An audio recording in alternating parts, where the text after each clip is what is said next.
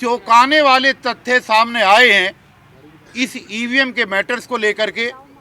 EVM की manufacturing को लेकर के और जो चुनाव आयोग की रिपोर्ट्स हैं उनके माध्यम से लेकर आने वाली 25 फरवरी को पूरे देश के लोग दिल्ली के मंडी हाउस पर इकट्ठा होकर इस देश के पीएमओ ऑफिस का घेराव करेंगे और घेराव करने के बाद हम एक ज्ञापन देश के राष्ट्रपति को देंगे ताकि इस देश में आने वाला लोकसभा का 2024 का चुनाव ईवीएम से न करा करके बैलेट पेपर से कराया जाए। 24 जनवरी 2024 को दिल्ली में ईवीएम हटाओ संयुक्त मोर्चा की इस प्रेस कॉन्फ्रेंस में लोकतंत्र के चौथे सच्चे और अच्छे प्रहरी जिनके माध्यम से पूरा देश ज्वलंत समस्याओं को देख रहा है, तमाम साथियों का दिल की गहराई से स्वागत है। आप लोगों को हर 2 दिन बाद बार बार प्रेस कॉन्फ्रेंस के माध्यम से हम बुलाते हैं क्योंकि रोजाना नए नए तथ्य निकल करके आ रहे हैं। आज की इस प्रेस कॉन्फ्रेंस का जो उद्देश्य है, कुछ चौंकाने वाले तथ्य सामने आए हैं इस ईवीएम के मैटर्स को लेकर के, ईवीएम की मैन्युफैक्चरिंग को लेकर के और जो चुनाव आयोग की रिपोर्ट्स हैं उनके माध्यम से लेकर के। हमारे तमाम साथी यहाँ पर मौजूद हैं और इन तथ्यों को दिल्ली सरकार के पूर्व कैबिनेट मंत्री और एडवोकेट राजेंद्र पाल गौतम जी और सुप्रीम कोर्ट के सर्वोच्च वकील जो हैं भानु प्रताप सिंह, ये आपको बताएंगे। डीएन सिंह, बलराज मलिक साहब, हिजम सिंघा साहब, तमाम अलग अलग विषयों पर आपसे बात करेंगे। मैं आपको सिर्फ 1 या 2 बातें बताना चाहूँगा। नंबर 1 ये कि पहली प्रेस कॉन्फ्रेंस के अंदर हमने देश की जनता से ये निवेदन किया था कि जो मिस कॉल नंबर हमने जारी किया था, उस मिस कॉल के नंबर में कुछ टेक्निकल फॉल्ट होने की वजह से बहुत सारे लोगों की कॉल उसमें रजिस्टर नहीं हो पा रही थी। वो जो उसमें टेक्निकल फॉल्ट था वो हमने दूर कर दिया है और अभी उसका रिकॉर्ड पिछले 4 दिन से जो ऑब्जर्व कर रहे हैं हम, वो बहुत ज़बरदस्त आ रहा है। पूरे देश में कश्मीर से लेकर कन्याकुमारी तक डेली लाखों टेलीफोन प्रतिदिन के हिसाब से उसमें आ रही है, जिससे ये साबित होता है कि आप लोगों के चैनल के माध्यम से इस देश की जनता जो भी तथ्य हमने उनको रखे हैं, जनता आंदोलन के लिए सड़क पर आने के लिए तैयार हो चुकी है। आप लोगों को ये भी बताना जरूरी है कि देश के जितने भी प्रदेश हैं, उन सभी प्रदेशों की राजधानियों के अंदर बड़े प्रोग्राम के आयोजन की कुछ घोषणाएं हमने पहले करी थी और वहाँ की जनता खुद अपने यहाँ बड़े बड़े प्रोग्राम करने के लिए रोज़ हमें सैकड़ों टेलीफोन रोजाना कर रही है। लेकिन जब हम वहाँ पर जाएंगे,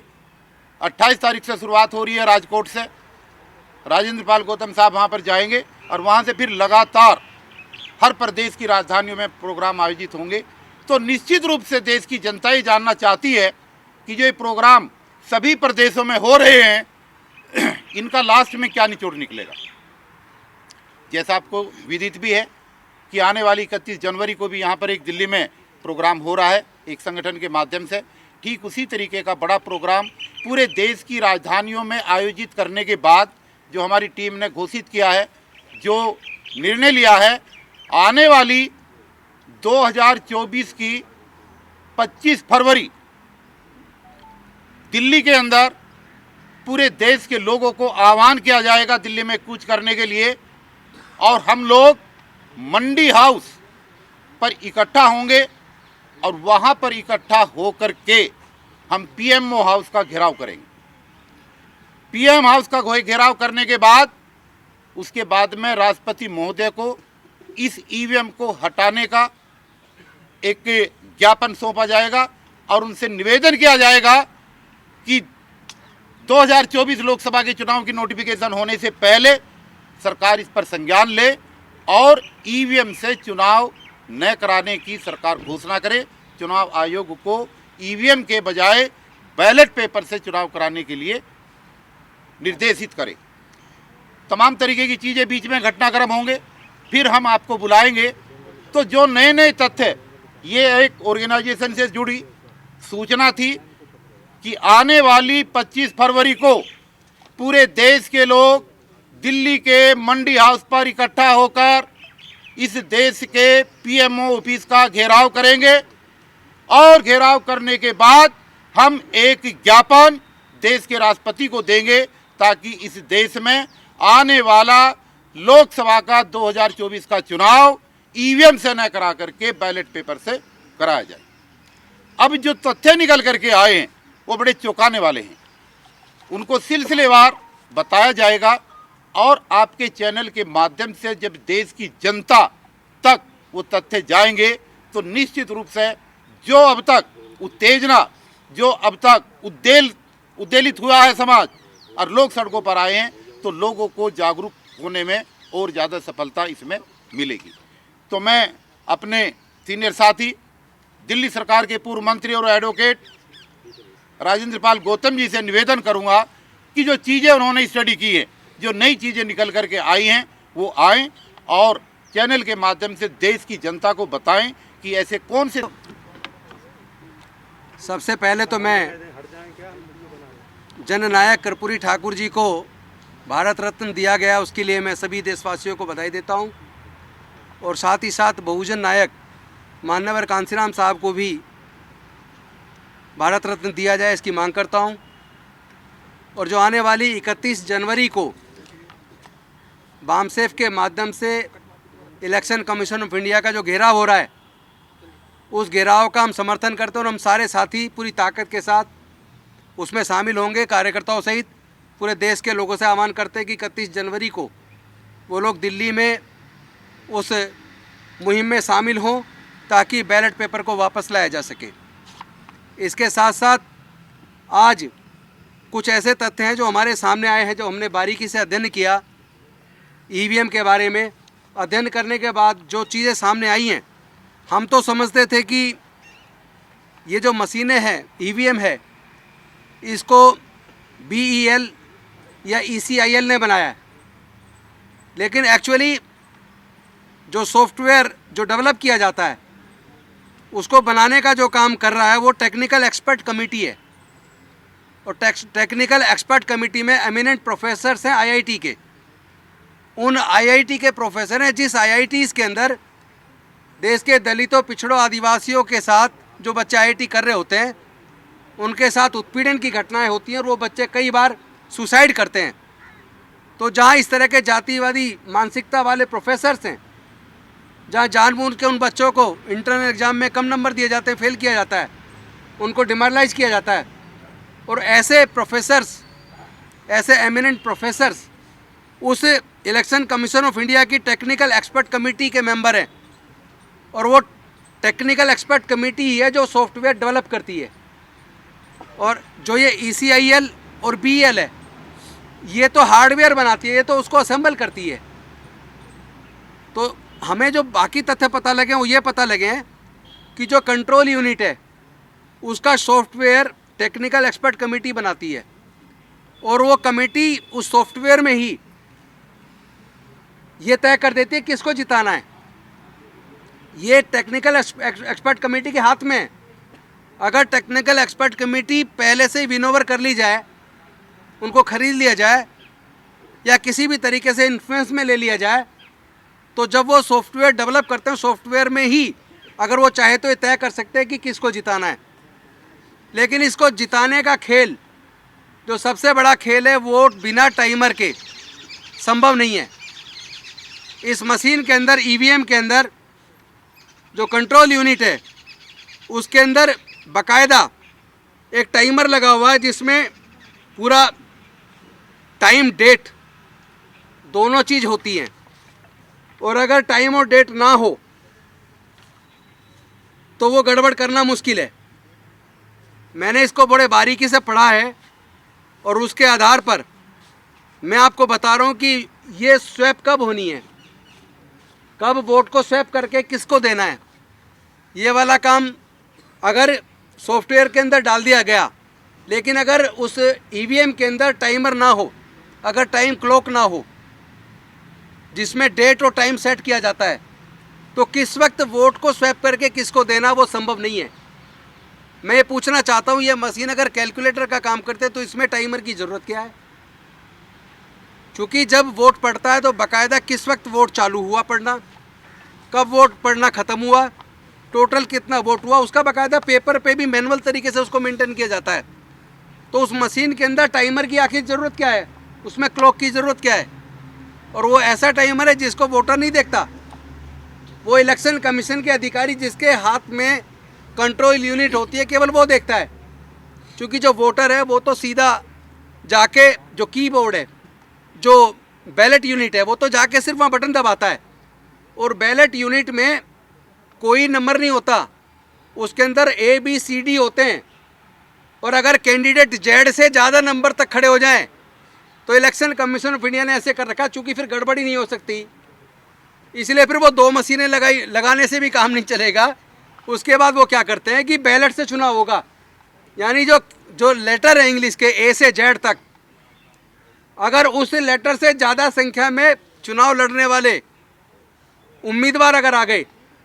तो इलेक्शन कमीशन ऑफ इंडिया की गाइडलाइन के हिसाब से चुनाव फिर ईवीएम से नहीं होता, बैलेट से चुनाव होता है। तो सारा खेल ही है, क्योंकि वो जो बैलेट यूनिट है वो उसमें केवल A से Z तक के नंबर के जितने कैंडिडेट खड़े हैं वो नंबर डलता है, 1 2 3, एक दबाया तो वो कंट्रोल यूनिट को इन्फॉर्मेशन बैलेट यूनिट देती है, और वो ABCD इस तरीके से उसमें मार्किंग होती है। तो वो A दबाया तो A का सूचना उसको देगा कंट्रोल यूनिट को, और कंट्रोल यूनिट में वो दर्ज हो जाएगा। लेकिन होता क्या है कि जो उसके बाद जब लोग अपना नॉमिनेशन फाइल कर देते हैं उम्मीदवार, और नॉमिनेशन विड्रॉ होने की डेट के बाद उसके बाद इलेक्शन कमीशन ऑफ इंडिया के इंजीनियर्स, जो कोई ज़रूरी नहीं है कि सरकारी आदमी हो, वो कोई प्राइवेट टेक्निकल एक्सपर्ट भी हो सकता है, वो हायर किया हुआ आदमी भी हो सकता है, वो आकर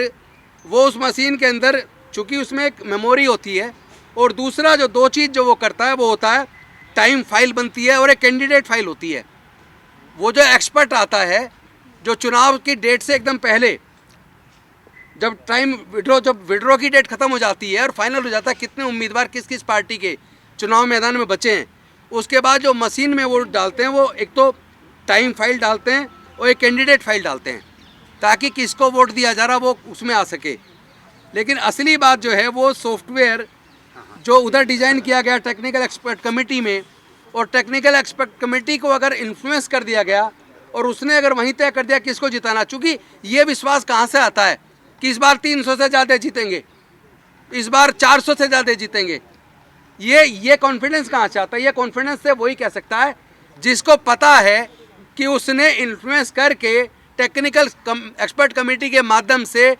उसके अंदर सॉफ्टवेयर वो डेवलप करवा दिया है कि उन्होंने उस पार्टी को इतने चुनाव में इतने वोटों से जिताना है।